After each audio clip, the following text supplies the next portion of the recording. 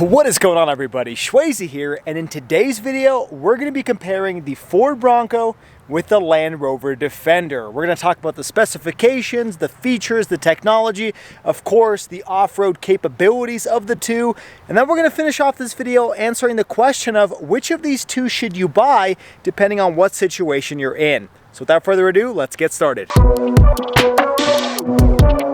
Alright, so we've got the Land Rover Defender and the Ford Bronco. Now, believe it or not, both these vehicles probably share more in their similarities than their differences. For example, both the Bronco and the Defender trace their lineage back several decades. The Ford Bronco started its roots back in the 1960s, whereas the Defender has traces from the Series 1 Land Rover from the 1940s, all the way to the Defender 110 from the 80s, and then the Land Rover Defender that technically started in the 1990s. But both of these have a long history, and you'll notice that in their design, they have a mix of throwback with modern, and that's kind of the reason why I like both of these.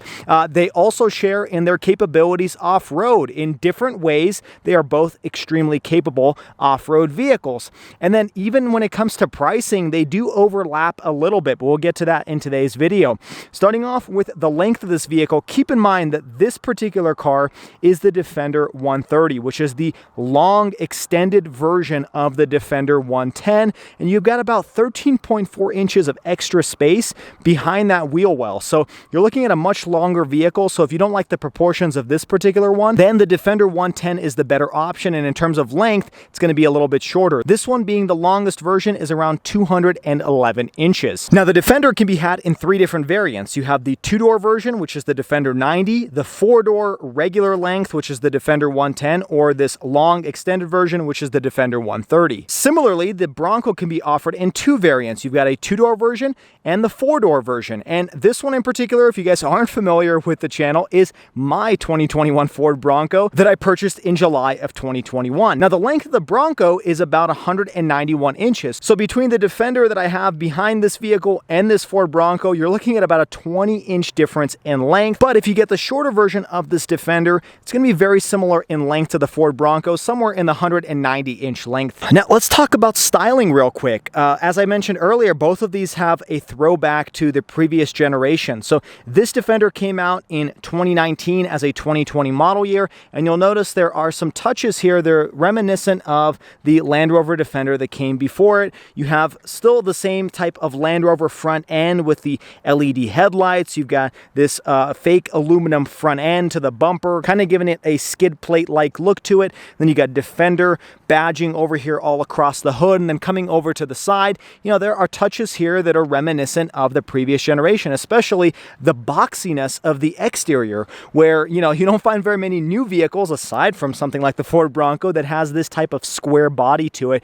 And then coming to the back, I like the fact that they've mixed, you know, a flat rear end with your typical tire attached to the rear tailgate, and at the same time you've got LED taillights that look really nice at night, giving it that modern touch. At the same time, looking at the Ford Bronco, very similar with that tire attached to the rear of the tailgate. The only difference is this one doesn't have a cover on it, but same retro styling, but with the modern touch of LED taillights. In fact, these taillights remind me a lot of the 90s Bronco, and I think that's what the style that they were going for. Coming over to the side, again, a very boxy shape to it, very different than a lot of modern SUVs, and you have, coming over to the front, a very similar styling to the old 60s Bronco, especially with these little markers over here that help you identify the edges of the vehicle, and the headlights are 100% a throwback to the first generation Bronco. And so you've got some really nice touches on both vehicles that are reminiscent of the vehicles that came before it. All right, now let's talk about pricing. Now the Defender is of course going to be a more expensive vehicle because this is technically a luxury vehicle, whereas this is not. The Defender 130, which is this extended version, starts at around $69,100 for the base S trim level. Now you can equip the Defender 130 with a supercharged V8 engine, and if you do that, it's going to go all the way up to $116,000. But if you're looking for the shorter length Defender 110, then you can discount those prices anywhere from about $8,500 to $9,200. Now, as I mentioned, the Ford Bronco is definitely a cheaper vehicle. You're looking at around a $31,300 starting price, all the way up to a $68,500 starting price for the Ford Raptor. So as you can see, they do have a little bit of overlap here, especially if you choose the 110 versus the Ford Bronco Raptor. Now, I'm not talking about markups here because both of them carry quite a bit of a markup. I would probably argue that the Ford Bronco Raptor has a little bit of a higher markup. So if you're looking for a well-equipped Defender versus a Bronco Raptor, you'd probably be looking at a very similar price point. Now, the nice thing about the lowest trim level of both these vehicles is they come with standard all-wheel drive and a 2-speed transfer case with a high and a low gear setting. All right, now let's talk about passenger legroom. Jumping inside the Defender, you're looking at just around 38.4 inches of space behind the first row. Now, the Bronco is in second place in terms of legroom, but not far behind. You're looking at just about 36.3 inches of legroom behind the first row. Now, headroom is where it becomes a little bit of a different story. In the Defender, in the front row, you've got about 41 inches of headroom. Definitely plenty of space for really any adult. But this Ford Bronco, being the soft top, you have a little bit of extra space above you. You're looking about 43.3 inches of headroom. This is a ton of space and definitely more than really any adult ever needs. All right, now let's talk about interior styling. And that's where you're going to notice the biggest difference between the two. You still have a little bit of rugged here, but it's definitely more upscale and more luxurious. Got soft touch materials over here. You do have a little bit of ruggedness with these screws that bolt in this plastic piece onto the door panel. You do have some exposed metal over here, which is the same color as the vehicle, but you do have soft touch material here. You got some nice aluminum touches, really cool looking speaker grills, some hard touch plastic here, but that's to be expected. And then taking a look at these seats, they're Windsor leather seats that are really nice in color. They're perforated leather, really soft and comfortable to sit in. And then jumping inside, this vehicle definitely has a more minimalist design on the interior. We'll talk about technology here in just a second, but you know, everything is super easy to reach. Everything is within arm's length. The design is very simple. Everything is bright and airy and open. You've got storage space over here on the left and the right hand side of the infotainment screen, even over here next to the steering wheel. But I do like the fact that you have this little grab handle here. We'll show you what that looks like in the Bronco because it's very similar. Same with over here on the passenger side. And then taking a quick look at the center arm console, you do have a 2-row type of floating arm console with some nice wood veneer over here, again with some of those screws that show off the ruggedness of this vehicle. And then jumping into the second row, also notice a big difference. Again, just those really comfortable seats over here, large, wide, 3 rows of seats. You do have a panoramic moonroof above you. You've even got rear 4-zone climate control. Now, this one is the first edition model, so of course you're going to have more bells and whistles than my Ford Bronco, but still, nonetheless, even the basic Defender has more features than what you're going to get in the Bronco. Even your third row is going to have padding over here on the side and even a sunroof above the third row seats. Now, of course, you can't get a third row in a Ford Bronco, but I just wanted to point out the level of luxury even in the third row of the Defender. Now, this is a test I can't show you in the Bronco because, well, it doesn't have a third row. The legroom in the third row of the Defender is about 31.7 inches, which is a pretty decent amount of space. That's about the same as like a mid-size pickup truck. All right, jumping inside the Ford Bronco, you're definitely going to get a little bit more ruggedness, not as much luxuriousness. So starting off with the door panel, this is a hard touch plastic. I do like the contrast with the sandstone color. This is a little soft touch material, but your armrest is a lot smaller than that in the Defender. Everything else is hard touch plastics here, although very similar screws over here screwing in this panel, although this is actually removable, unlike what you find in the Defender. Taking a look at these seats, these are very comfortable but very simple. Nice design to them. I like the contrast in color, and I can honestly sit in these just as comfortably as I can sit in those, but the design is definitely where the Land Rover takes the cake in terms of seats. Now, jumping inside, you'll notice that the cabin overall feels a lot smaller, which makes sense because that's a much larger SUV over there. But in terms of styling, this is definitely a more rugged theme to it. There's not as much storage over here. You still have, very similar to the Defender, you have Bronco embossed over here on the passenger side of the dashboard. So again, sharing in those similarities. But you know, over here, everything is straight, everything is rugged. Not as minimalist, I would say. You have what looks like more buttons over here, a little bit more stuff going on, especially with the buttons up here as well. But I can't can't say it looks really that much worse. It just looks a little bit different. As you can see, you got those same little grab handles that you have on the Defender. So it's funny how they share in that aspect as well. Taking a look at the center arm console, it's a single tier. There's no two-tier setup. You just got your armrest over here and then some switches down here in a little storage compartment. So not as fancy, definitely not as big. Let's show you what the second row looks like. Again, more simple, not as advanced. There's definitely no rear zone climate control. In fact, there's no rear air vents at all. That's not even an option on the Bronco, which is unfortunate and kind of something I really dislike about the car. The seats are, again, very comfortable. You sit a little bit more upright in the Bronco than you do in the Defender. These ones do not recline backwards. You can recline the seats in the Defender. No sunroof, of course, but you don't really need one because you can fold this entire soft top back and give you an open air experience in the second row. Now, unlike the Defender, you do not have a third row of seats, but you do have a pretty good sized trunk. All right, let's talk about what's under the hood of both cars. So this particular Defender in front of me comes with a P400 engine. It's kind of the mid-level engine. It's a 3-liter inline-6 turbocharged engine with a mild hybrid system, and that output combined is about 396 horsepower and 406 pound-feet of torque. It does 0 to 60 in just about 6.3 seconds, which is pretty decent. At the same time, your fuel economy isn't bad either. You're looking at 17 in the city, 21 on the highway. Also, all of that power is sent through a 8-speed automatic transmission, which is designed by ZF. Now, on the Defender 130, there are two other engine options. There's a detuned version of this engine, which is called the P300. That one has about 300 horsepower, 300 torque, 0 to 60 in the mid-7s. And then you can get a supercharged V8 now as an option for 2024. And that one has just around 500 horsepower and 460 or so pound-feet of torque. And the V8 supercharged engine will do 0 to 60 in just about 5.4 seconds. Now, the Bronco, on the other hand, also comes with 3 different engine options. This one in my vehicle is the base engine. It's a 2.3-liter EcoBoost 4-cylinder that produces about 300 horsepower and 325 pound-feet of torque on premium fuel. You can upgrade this to the 2.7-liter EcoBoost V6 that produces about 330 horsepower but a whopping 415 pound-feet of torque. And of course, you can get the Ford Bronco Raptor that has a 3-liter turbocharged EcoBoost V6 that produces about 418 horsepower. Now, my Bronco will do 0 to 60 in just about 7.5 or so seconds, but if you opt for the Bronco Raptor, Car and Driver actually got it 0 to 60 in just about 5.6 seconds. So in terms of engine choices and power output and even acceleration, these two share a lot of similarities, and you can get them both equipped with a pretty quick engine, although I will say the supercharged V8 sounds a little bit better and it'll probably do 0 to 60 just a smidge quicker. Now, unlike the Defender, the Bronco can be had with a 10-speed automatic transmission or a 7-speed manual. You do not have a manual transmission in the Defender. And fuel economy really depends on the engine, but it's as low as 17 in the city and as high as 22 on the highway. All right, let's talk about the technology, because both can come equipped with lots of tech.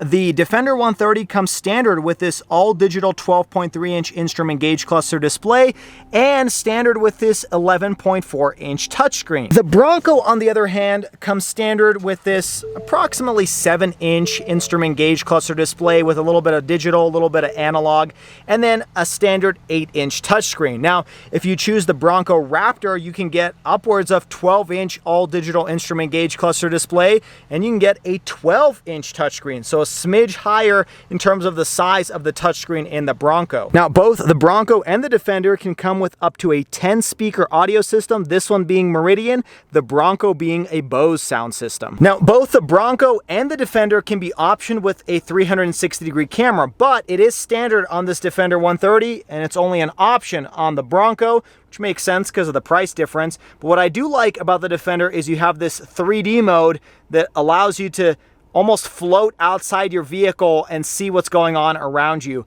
I believe the 360 camera in the Bronco is more similar to something like this. You do also have an off-road mode, which will allow you to see what's going on underneath the vehicle as you're driving. Now, Ford does have a front-facing camera for your off-road modes, but I haven't seen any feature that shows you what's going on underneath the car. Next up, wireless Apple CarPlay and wireless Android Auto is standard on both vehicles. You can also get both optioned with heated seats for the front seats, but in the Defender, you also get ventilated seats for the front row And you can get heated and ventilated seats in the second row.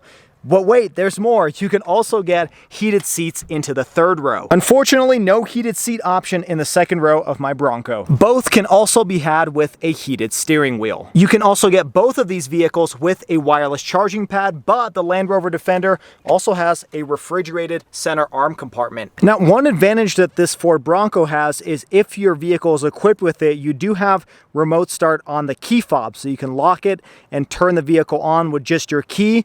However, with the Land Rover Defender, you have to use the application. Taking a look at the key, you don't have any remote start capabilities because you have to use the app. The downside to that is over time, they're likely going to have to start charging you to use this feature. For example, my wife has a Range Rover Evoque and she has to pay a subscription fee to be able to lock, unlock, and monitor where her car is located using the application, whereas this, you can just use it for free. Now, in terms of safety tech, they're almost identical. Both of these can be optioned with adaptive cruise control.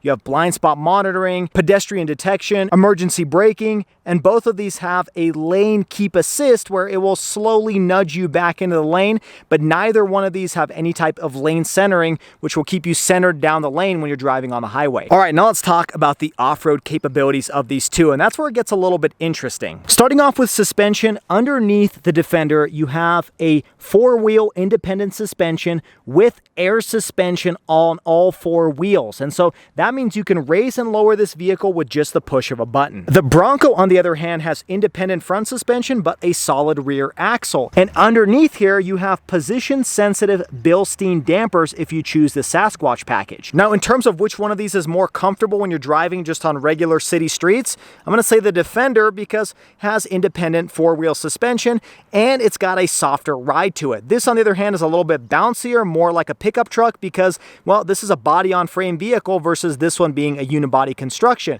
Now, in terms of off-roading, this one's likely going to be a little bit more capable with its suspension because you've got a solid rear axle in the back. All right, let's talk wheels and tires. The Defender, this one being the first edition, has 22-inch wheels. You're looking at a width of about 245 millimeters, and these are about 32 or so inches in size when you're talking top to bottom. The Bronco, on the other hand, has these rugged Sasquatch wheels and tires. These are the Goodyear Wrangler Territory MTs. The wheel itself is about 17 inches in diameter, but the entire tire top to bottom is about 35 inches. Now, the width of these is just around 315 millimeters. And as you can see, these are mud terrain tires meant to be a little bit more rugged and more capable off-road, but at the same time, these are going to be louder and less comfortable driving on the road than these. Now, of course, you're not going to off-road in 22-inch wheels and tires, but you can option for a different setup with smaller wheels. Now, currently this air suspension is at its highest setting, and you can see it's actually pretty tall off the ground.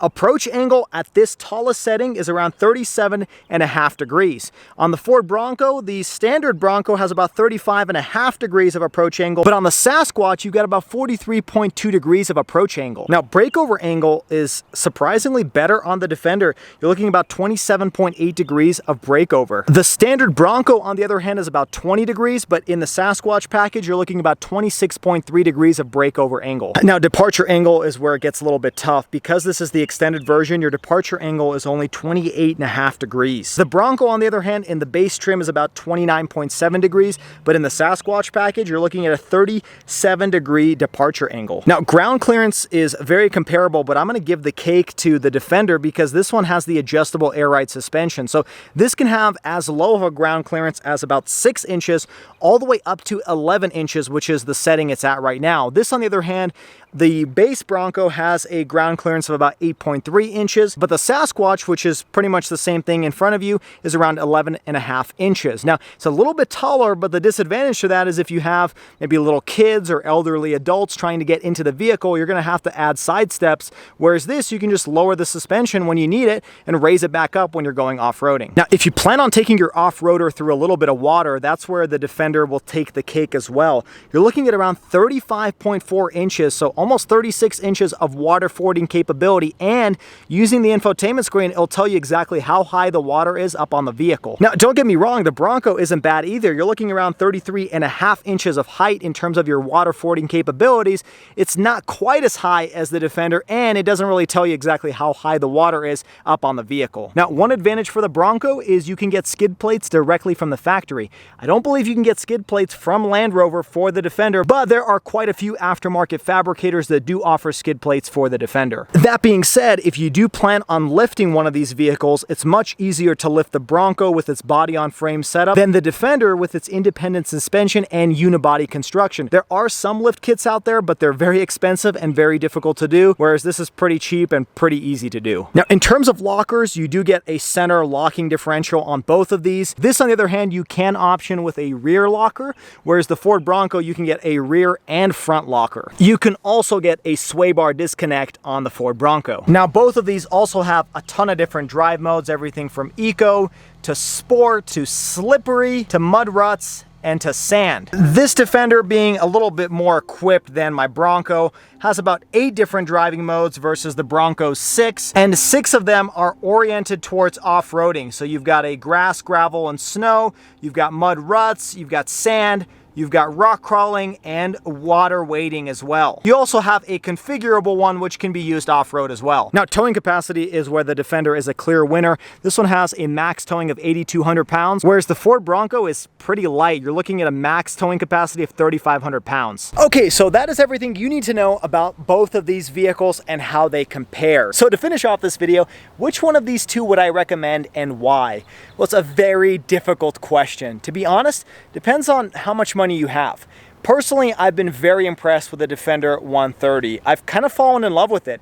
Very easy to drive, very simple, very luxurious. It reminds me a lot of the Bronco, but in a more luxurious version. At the same time, the Bronco is a car you're probably more likely to take off-road because it's a little less expensive. You're not going to feel as bad taking the Bronco off-roading because even though it's still an expensive car, depending on which one you pick, it's not a luxury car, so it might be a little bit of an easier pill to swallow. Here's what I'll say. If you have an unlimited amount of money, I'd say pick the Defender, because at that point you're going to enjoy the luxuriousness of the interior, the better technology, the minimalistic design. It's just a more upscale interior as compared to the Bronco. But if you're on a budget and you're wanting to figure out which one of these two to pick, I'd recommend the Bronco, because this one you may actually take off-roading and it does a lot of things well. I mean, it's a very capable off-roader, possibly even more capable than this depending on which statistic you're looking at. And at the same time, you're able to save a little bit more money by picking something a little bit more basic, a little bit more simple. But you really can't go wrong with any of these. And to be honest, after driving this car for the last week, I know exactly why this is such a hot vehicle and why everybody wants their hands on one. It looks cool, it drives well, it's luxurious. There's really nothing wrong with it. I just personally wouldn't off-road a $92,000 vehicle because I'd feel bad getting it damaged. But let me know your thoughts on these two vehicles. Which one of these two would you pick and why? And if you are shopping for one of these vehicles, let me know your thoughts down in the comments below on which one you ended up deciding to buy. If you guys enjoyed today's video, make sure you hit that like button and subscribe to the channel for all of the weekly videos. Also check me out on all the social media at Schwazy_. Until next time, everybody, I hope you stay Schwazy, stay healthy, have a wonderful day.